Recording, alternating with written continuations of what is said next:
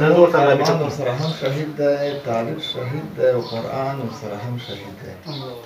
د پلار امید د مور ارمان ورسره هم شهید دی، طالب شهید دی او قرآن ورسره هم شهید دی. او چې شاګردانو ته یې مینه ورښوده په مینه، هغه استاد مهربان ورسره هم شهید دی.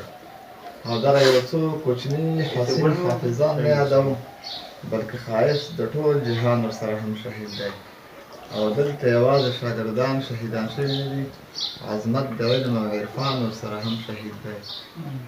او فضا خاموشه ده، مفتونه دښتې غرونه خفه، روح مې د ګران افغانستان ورسره هم شهید دی. او د آخري رب بیت المقدس ته وایم چې نه په چا بده منم،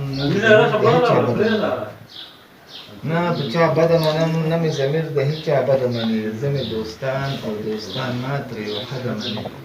او دا چې مې نه مني، دښمن مې بولي، بد مې وایي، همدغه خلک مې قسم دی 100% مني.